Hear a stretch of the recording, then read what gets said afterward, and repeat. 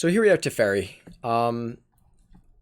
You know, I've said in other videos, I played High Tide and Legacy, and I loved it. I mean, I really, really loved it. I think it was such a fun deck.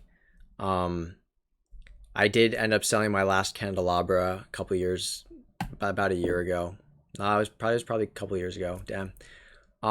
So unfortunately, I don't have it in here, but I'm probably gonna pick another one up and put it in here, because Candelabra is just so good in this deck, and it's just such a fun card. So I love Teferi. I love everything about this card. The minus ability is absolutely nuts. You know, plussing to, you know, scry, well, not even scry to, it's basically, I don't know, surveil and draw. Whatever. I'm not even going to try and figure out what exactly that is. I don't remember. Point is, it's good.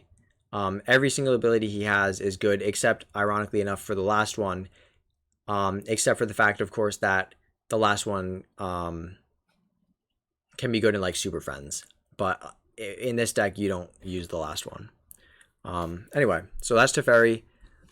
He's probably one of my stronger, if not my strongest decks. So here we go. Of course, High Tide, being the, you know, the kind of the not bread and butter of the deck, but it's pretty much one of the reasons I built the deck in the first place.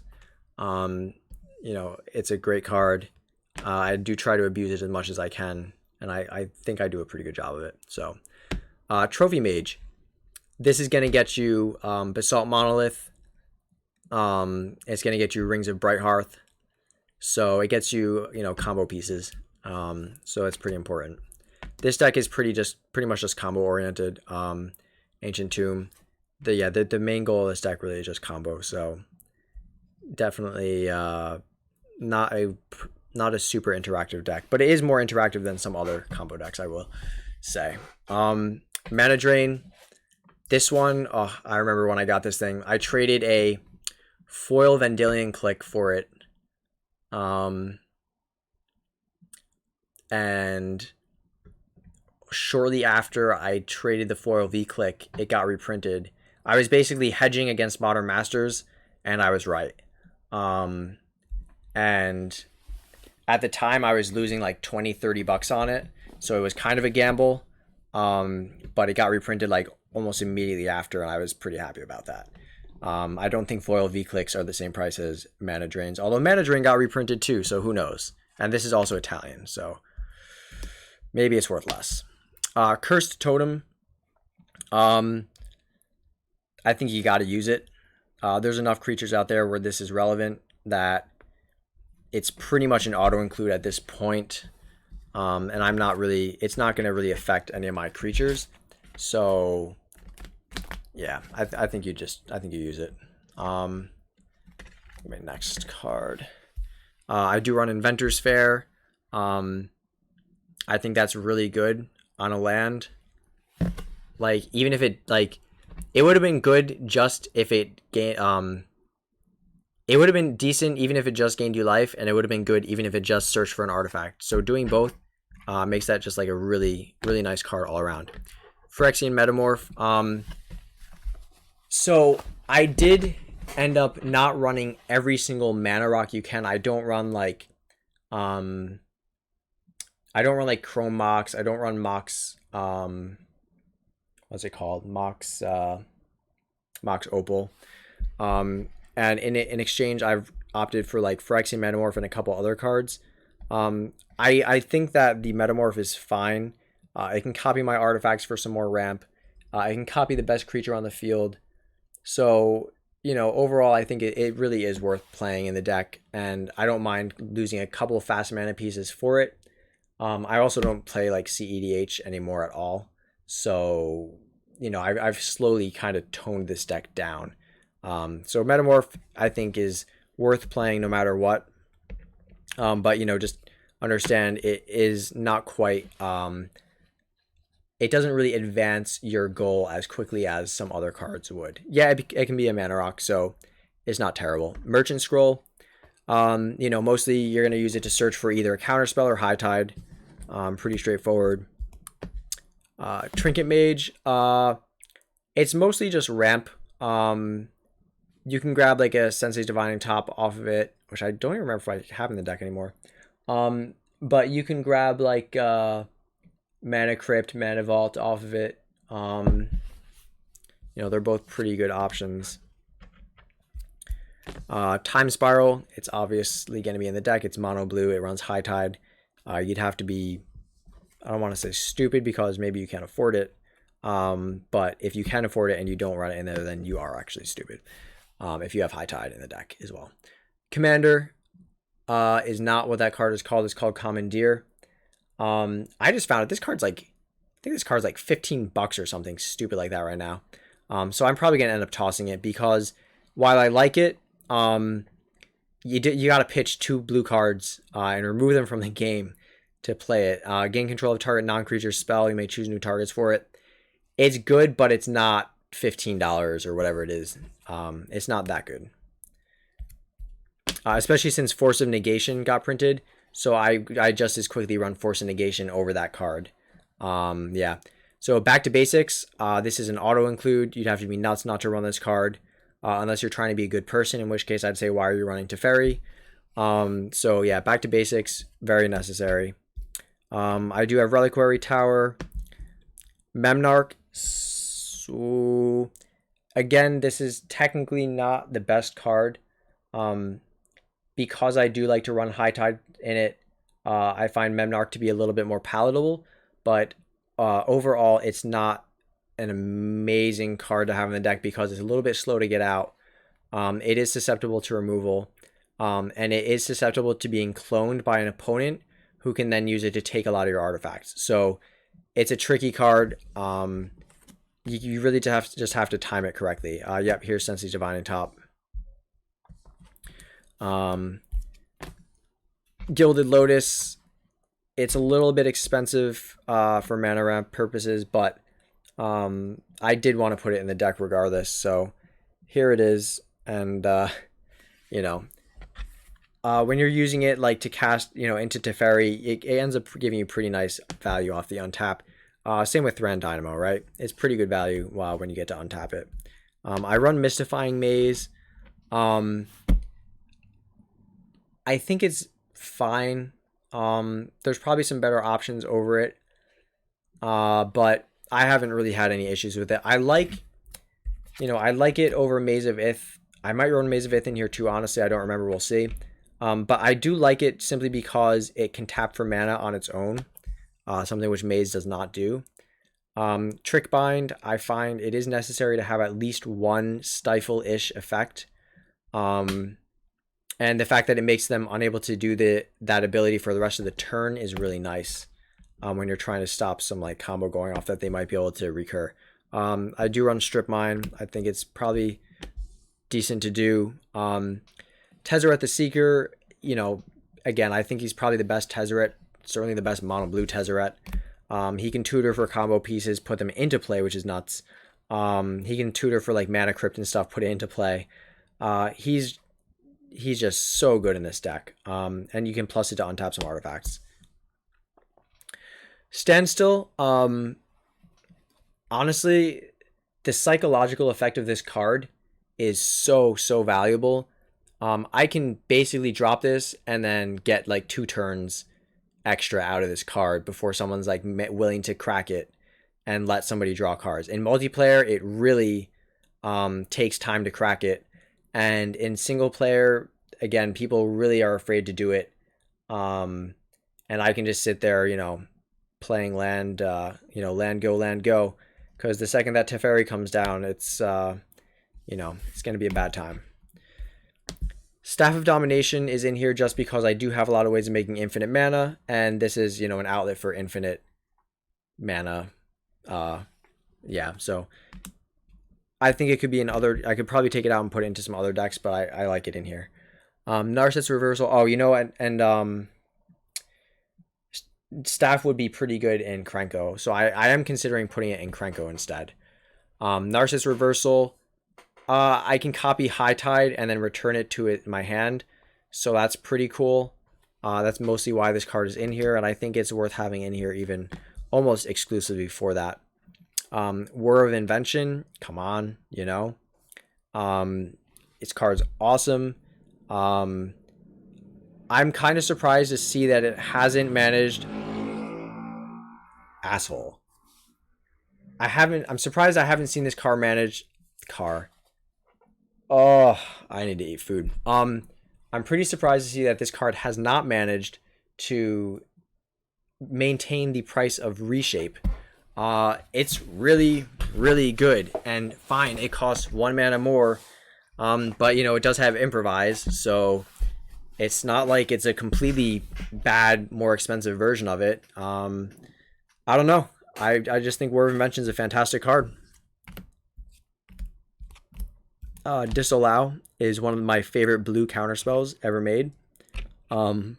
It does everything you need it to do in a counterspell, you know. Great card. Mystical Tutor, apparently the only copy I own. I don't know why, but I mean, it's in the deck. It's a good card in the deck. I'm saying I don't know why it's the only one I have. Delay. So I actually run this card in my modern Merfolk deck, and everybody tells me it's bad and that I'm bad, and I really disagree. I think that in modern, as a tempo play, making something wait 3 turns to come in, especially against an aggro deck, is the same thing as countering it. And for 1 colorless, 1 blue, I think that's a pretty low price to pay. So I don't know. It's also pretty good in EDH, especially in a deck where you're most likely just stopping them from stopping you combo off. So, yeah. Dig through time. It lets you dig, right? So it's pretty straightforward. You're trying to win the game as quickly as possible. This helps you do that. Mox Diamond. I don't mind Mox Diamond that much because I have enough artifact ramp that losing 1 land isn't too much of a problem. But it isn't like, I don't love the fact that Mox Diamond makes me, lose a land. So it's, it kind of is setting you up to get 2 for 1, but I think you gotta run it. You do need some fast mana. Copy Artifact. Oh, and I'd rather lose a land than a card, like with Chromox. So Copy Artifact is awesome in this deck, especially. All around just a fun card, but it's a really great card in this deck. Memory Jar. I think it's worth running the jar. It helps you dig. It can disrupt people who are hoping to combo off like on their turn and stuff. So it's good. Not much really to say about that card other than the fact that it's good. Basalt Monolith, it's a combo piece for both power artifact and Rings of Brighthearth. So anything that can make you infinite mana. Yes, it produces infinite colorless mana, so you have to make sure you can actually beat somebody with it before playing that combo and sitting there with infinite mana and just dirtling and everyone jumps and kills you. Muddle the Mixture, it's a tutor and it also counters instants or sorceries, so it's an awesome card. Static Orb, I don't know. This isn't like a friendly game of Magic, so play Static Orb. Gilded Drake, he's really, really, really good. So I would definitely recommend running it. It helps you take your opponent's stuff, obviously, which is kind of the main point of doing it. And he's on the reserve list, so it's kind of like, I don't know. I really don't mind like any reserve list playable cards. I'll get them even if they're like not quite as good for the deck. I may not put them in the deck, but like I'm just not hesitant to get them. So if you think the card's good and you're kind of like, I don't know if I'd want to play it in the deck, but it's reserve list, you kind of might as well get it. Gilded Drake, I think, is good enough in this deck that I'm going to keep him. We'll see. You can take someone's commander, like he does stuff. Narset. This thing hoses a lot of decks, so I think it's an auto include. Misdirection. I think it's necessary, and in some ways, I think it's a little bit better than a counterspell in certain circumstances. You get to really take advantage of it sometimes.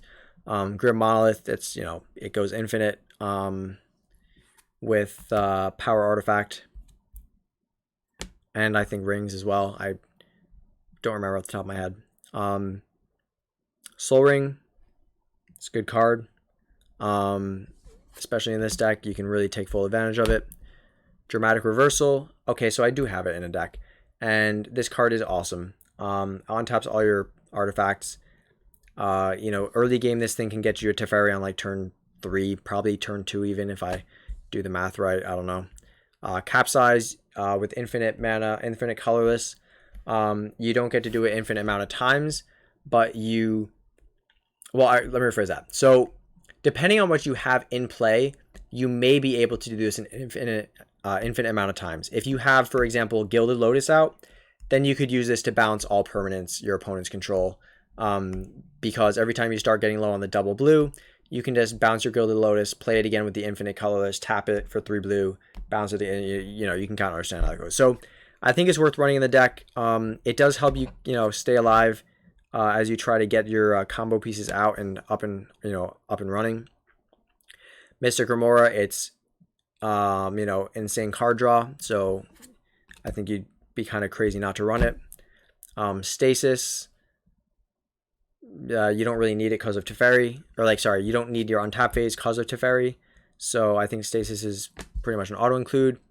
Counterspell, 2 blue counter target spell, it's counterspell, it's good. Intuition, so it's not bad. You just have to be careful with the piles you're getting. If you think you can sneak something in that your opponent won't catch, do it. But it's definitely a tricky card.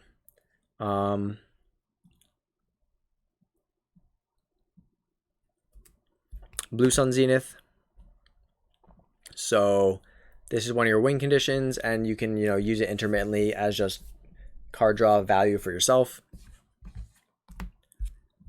I do run Seed of the Synod for the artifact land. Mental Misstep, you do need this. It's a great tempo play against mana vault someone's trying to put out, or if they try to swan song something of yours, or Stifle. There's enough cards that you're going to see that can stop you that would justify playing Mental Misstep. Frantic Search, it's really a high tide card, but I think it's still amazing. Draw 2, discard 2, not bad. Untap 3 lands, could get you, possibly 6 mana at the end of it. Force of Will, it's Force of Will, great card. Evacuation, it'll keep you alive, for another turn, so you could definitely run it. If you're lucky, you can run it and then dump it into a, what's it called? Time Spiral afterwards. Cyclonic Rift, same deal. Keeps you alive. You can use it and then Time Spiral and get rid of their permanents into their library. Ponder. It allows you to shuffle your library, so if you don't like, what you're seeing with your Sensei's Divining Top, you can do that. And then it draws you a card. So Ponder's, just a good card all around. I think it's been around long enough that I don't have to explain it too much, but, just in case. Thirst for Knowledge, it's an artifact deck. This draws you cards for artifact decks and makes you only have to discard one card if you discard an artifact. It's pretty good value. Clever Impersonator, pretty necessary. It can clone so many different things that it's really rare to find yourself in a situation where you don't play it the second you get it and gain value as a result. We've got Grafdigger's Cage. Again, it's meta dependent. You can fetch it off Trinket Mage, which is nice. You can fetch it off of Tezzeret, which is nice. So, I think it's a good enough card that it warrants being played. It definitely slows down some other decks, which is kind of what you need to do, because you won't always have a fast hand. Power Artifact. You know, you use it for infinite combos on like Basalt Monolith and Grim Monolith. Rings of Brighthearth, same deal. It's for infinite combos.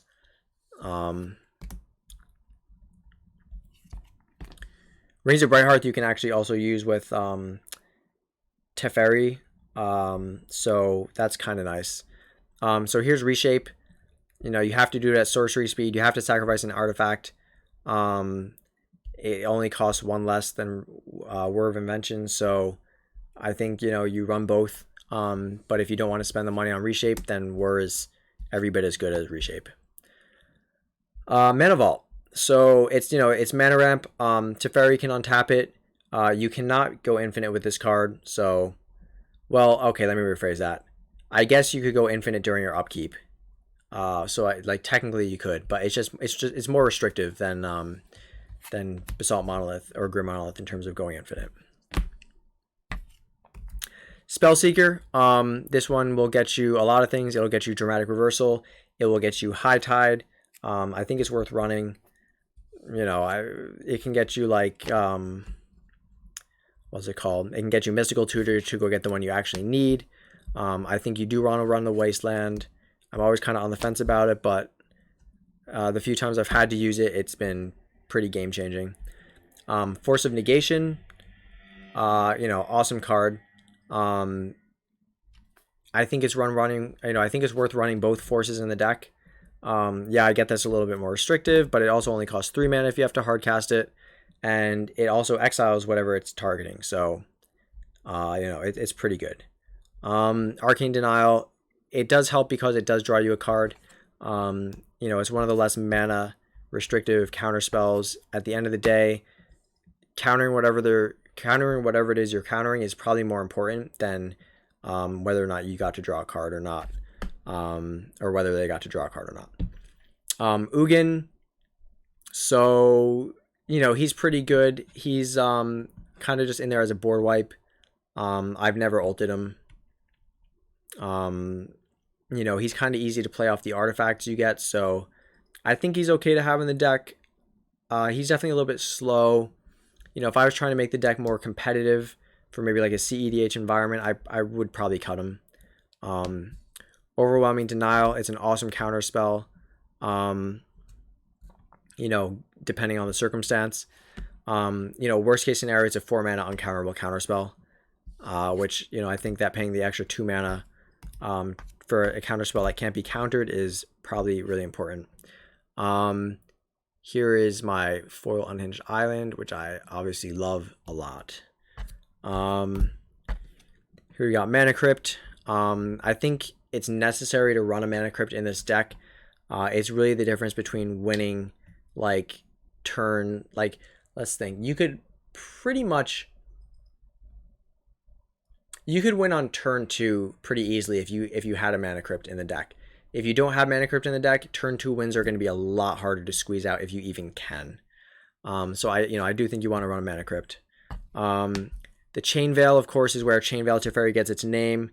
It is a pretty complex combo. I would say it's one of the most complex combos in Magic to actually get to make it work.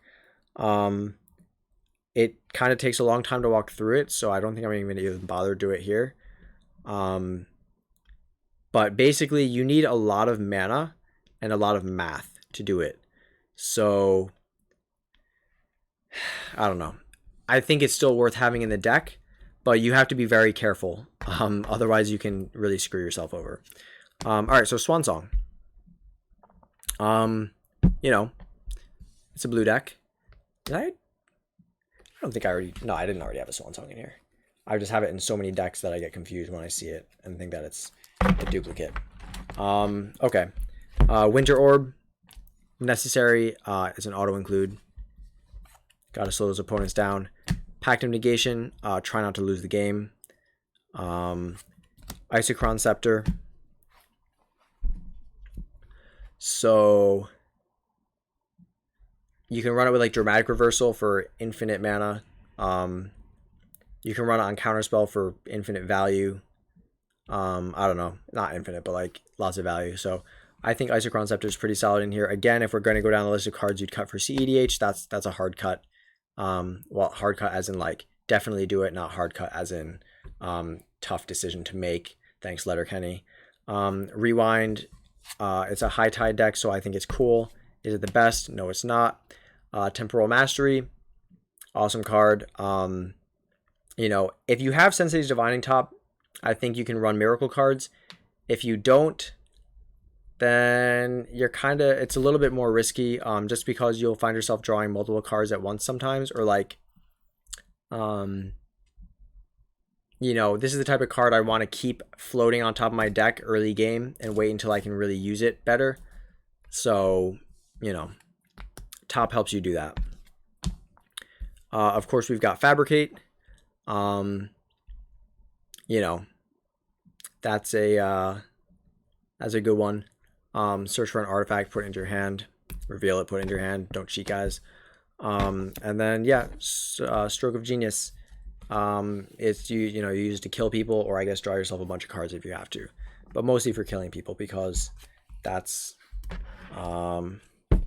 you know, kind of what this deck is geared towards.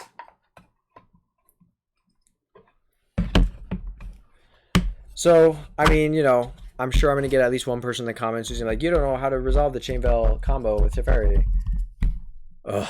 And if you do feel the urge to do that, then fine, I'll explain it to you in the comment section, or no, you know what, you don't get another video for that. That's like for asinine comments. Maybe I'll explain it in the comments. I'm pretty sure you can just Google it if you don't know how to do it though. Like, it's just hard, like, to do at the time and resolve, and gotta count stuff up. Yep. So anyway, so that's Teferi. It's really fun. I think that both Padim and Urza might be slightly better decks from an artifact perspective.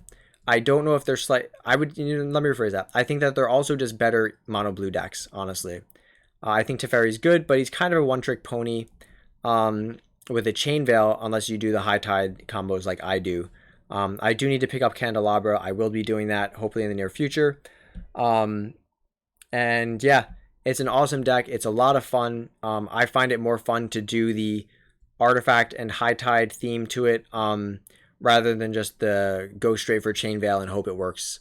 You know, yeah, I cut back on some mana ramp, some mana rocks and stuff like that, but I think it's still more fun the way I built it. And again, it's not really for CEDH, so it's just meant to be a good deck that I can play every so often against you know, the right play groups. So hope you enjoyed the video, and I'll see if I got the only other deck I've got left to review right now, I think, is Intet the Dreamer and then Hirobi Death's Wail. And I basically made Hirobi just because I was getting tilted by this feather deck, so I'm kind of petty like that.